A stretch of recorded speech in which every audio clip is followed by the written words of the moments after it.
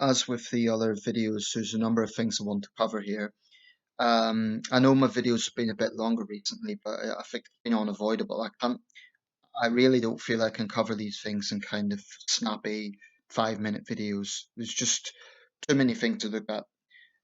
So if you actually listen to me to the end of the videos, I want to thank you in advance. Also, I know a lot of people have been leaving comments. I'll try and get back to some of those. I do apologize for not doing so in the last sort of week or so. I'll try to, um, because I know that people watch the videos, so we'll try to get back to that. I've been pretty busy in other areas as well. Um, okay, so I want to talk about why I feel what we are seeing here is turning into something not good. It's turning into something well beyond just looking at our history. I think that's certainly there. I think it has certainly opened up debates about British history, particularly the British Empire. That's not entirely a bad thing, and debates have their place, certainly.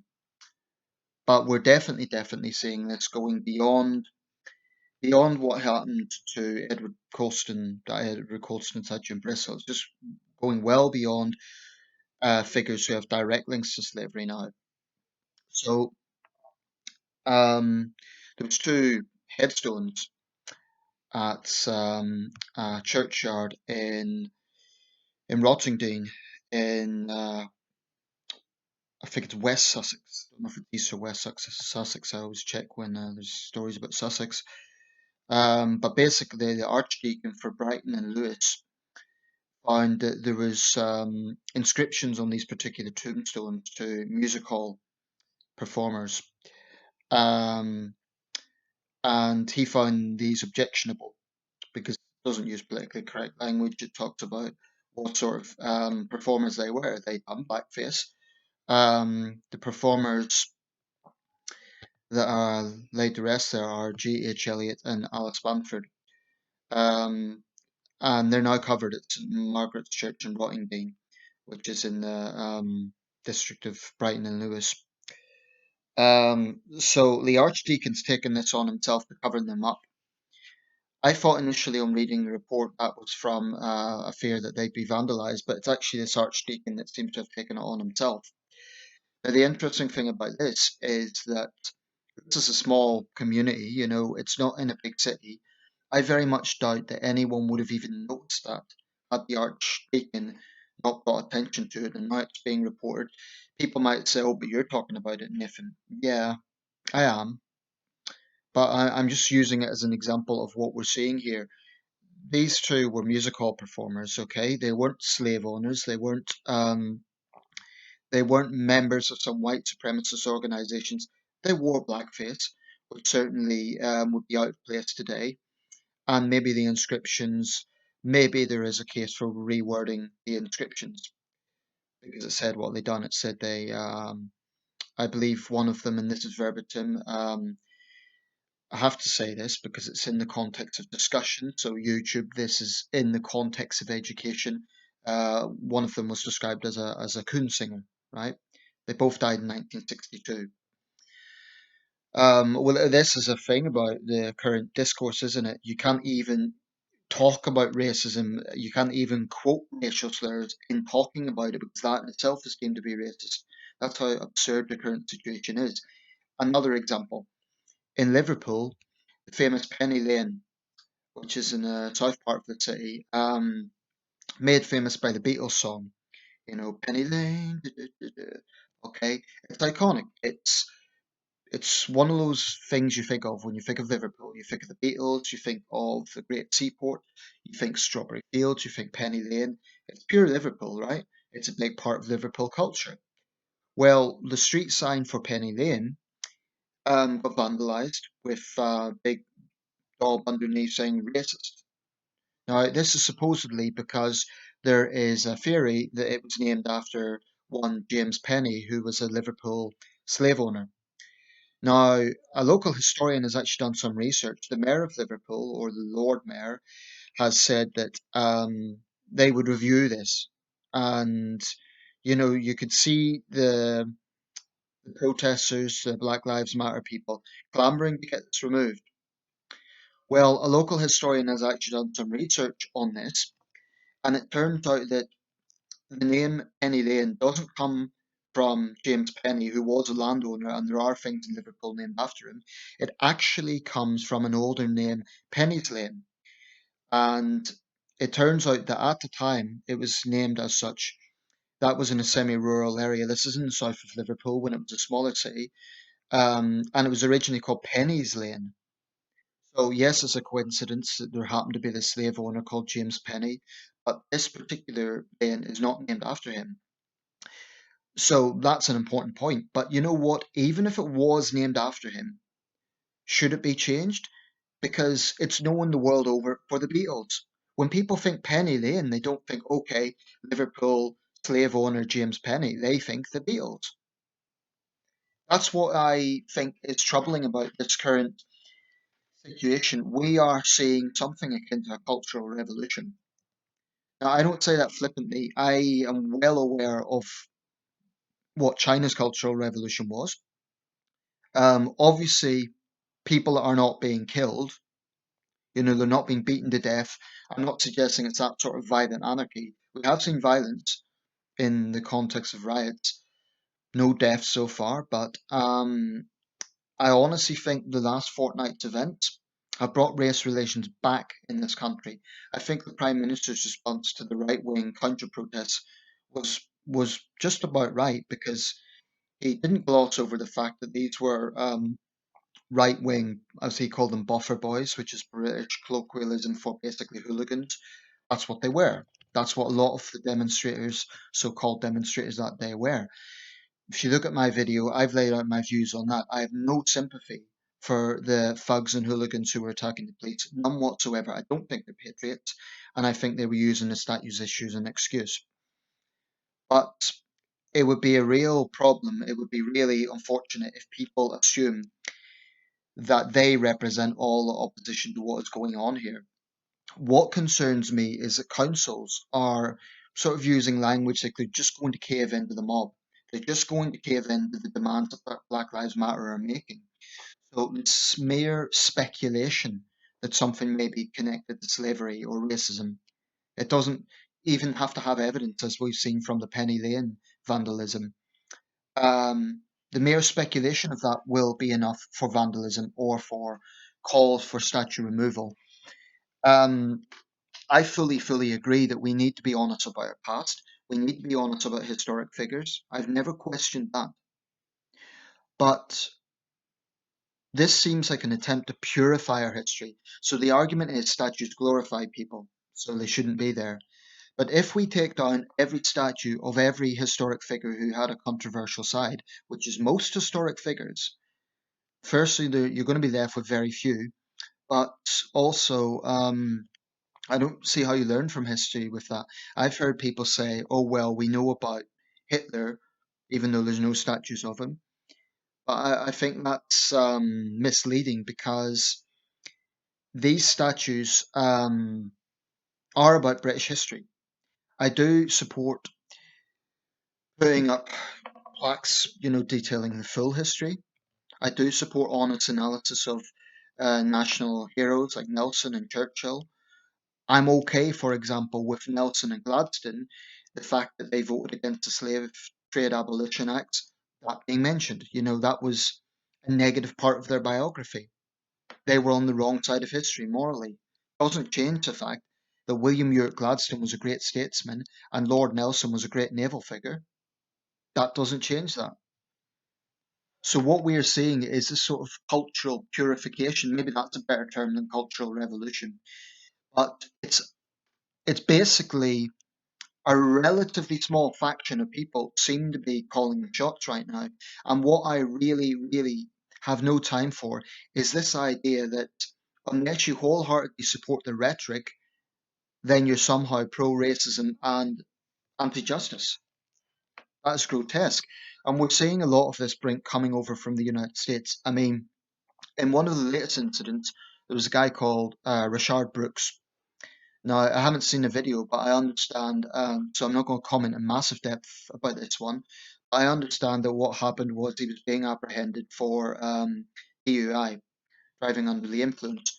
He then grabbed an officer's taser and ran away, and he was shot. Now, maybe he shouldn't have been shot in the back, but clearly this guy wasn't complying. Clearly he was, he had a taser. Now, if he was under the influence, was he going to do with that? Well, what happened was there was more violence. A local Wendy's restaurant was burned down. Two cars were burned. What the hell has that Wendy's restaurant got to do with that incident?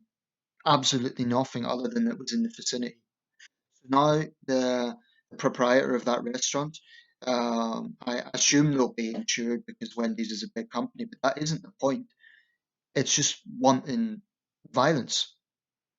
And what I find really troubling is the lack of condemnation from the left. Joe Biden and other Democrats need to be absolutely crystal clear that whatever politics they're going to take with Black Lives Matter, they cannot be silent when it comes to criminality and vandalism. Because this is not a trivial thing. It really angers me when people say, oh, it's just a bit of vandalism. We're talking about lives here. Well, you know what? Someone's livelihood is their life in many cases, particularly for poor Black Americans. And we're seeing a lot of tribalizing with this. We're seeing a lot of, take for example, Candace Owens. She is a well known African American woman who is conservative. She's a Trump supporter. I've seen a few of her videos and I think she has some interesting things to say. Now, I'm not going to say that I agree absolutely with all her positions. She's a conservative, I'm not. She's a Trump supporter, I'm not. But she thinks outside the box and she refuses to toe the line when it comes to what black people are supposed to be in America, which is basically, um, this could be controversial, but playing the victim. Unless the narrative is that racist white society keeps you down, then you're not loyal to the cause. Um, and that's really unfortunate. And if you're a white people and don't support that, a white person and you don't support that narrative, then oh, you're a white supremacist. You support racism. You're displaying your white privilege. Frankly, putting it bluntly, the whole thing pisses me off because I think it's causing a lot more harm than good. I really do. I've no problem with us having a candid discussion about historic figures. I think that's fine. I think it's important. But I think what we're seeing here is not democracy. I think it's kind of mob rule. I really do. I think it's a case of an outraged group of people saying you have to accept our demands, and if you don't, you're a racist. Um, I think Black Lives Matter as a movement, um, they raise legitimate issues about police brutality, and maybe they deserve credit for drawing attention to that. But I still think they're fundamentally dishonest in a lot of their rhetoric, and they're dishonest in their their cause basically, because the whole point about Black Lives Matter is supposed to be Black Lives Matter. Yet, as I said in the previous video, there is a lot of Black lives that they turn a blind eye to. The only time that Black Lives Matter in the eyes of this movement is when it's a white cop and a black person. Every other black death is irrelevant to this movement. And my basis for saying that is because they absolutely do not make any sort of significant attempt to speak out about black on black gang violence, about rampant human rights abuses in Africa by African dictators. Um, the list goes on. The only focus that Black Lives Matter seems to have is about the supposed awful racism of white society and, look at how terrible Britain and America and Australia is. This is not to say that there aren't problems. It's not to say that there isn't discrepancy, that there isn't things that need to be tackled. But Black Lives Matter puts the entire thing through the prism of race. The last video I saw from Candace Owens, she made the point that It's the left that actually keep racism alive by constantly bringing it up in every single situation, no matter what the circumstances, no matter what the context, it's always about racism. And that is polarizing by nature. So CNN is going to be covering the Richard Brooks story as look, another black man has died from the police. They're not going to focus on the details of it. They're going to focus on the racial element.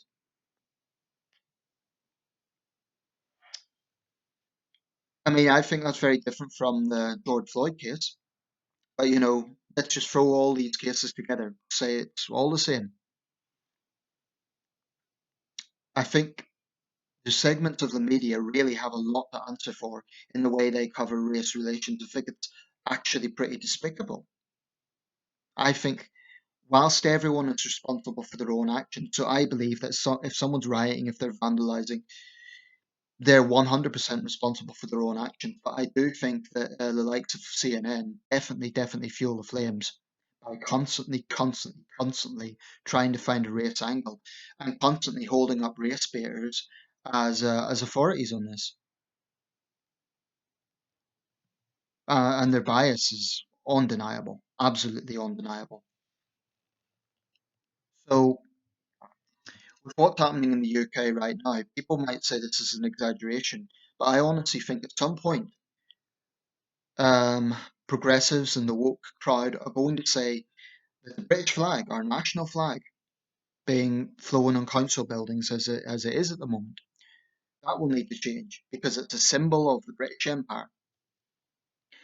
I honestly think what we're seeing goes well beyond just scrutinising the role of slave traders. And let's just ignore the fact that slavery has existed throughout history. All the focus is on the transatlantic slave trade, which in the entire human history of slavery is just one aspect of it.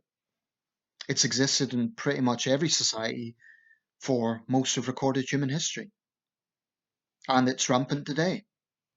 Mauritania, I keep mentioning this because I think it deserves a lot more attention, is one of the worst offenders. So where's Black Lives Matter concern? Where's their concerns about the black Africans held in slavery in Mauritania? I'll say this, one good thing perhaps that's come out of all of this is that there has been, to some extent, a localization of issues of police brutality in other countries. I have no problem with that. I think there is a valid discussion to be made about police power. Um, but another thing that's been obvious is the Chinese state has tried to really exploit this to, use as propaganda against the United States. Well, it's interesting, the Milk Tea Alliance, which is a group of young people from a series of Asian countries speaking out against authoritarianism, and particularly the CCP variety, are now starting to speak out and say, well, actually, look at China's record. There's plenty of police brutality in China. So China really is in no position to be pointing fingers. And there's racism as well against Nigerians in Guangzhou, for example. Um, so, the issue of police brutality in China, you will never see CGTN or Xinhua cover that because they're dishonest and because they have an anti-West agenda.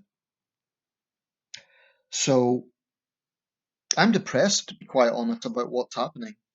I've been looking at old videos of the Notting Hill race riots in the 50s and other such incidents, and I think it would be naive to say this country had completely improved and there were absolutely no issues out there. That would obviously be wrong and naive. There is issues out there, but I honestly think a lot of the toxic identity politics that has been going on in the United States has now been exported over here. Black Lives Matter is an American movement. It's an American-born movement. It's been exported here, and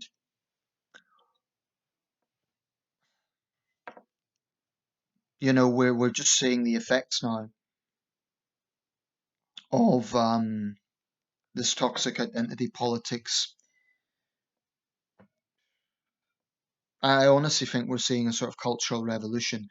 And I use that term not flippantly because, like I say, the Chinese Cultural Revolution, people were killed, thousands of them. So I'm not saying it's anything like that.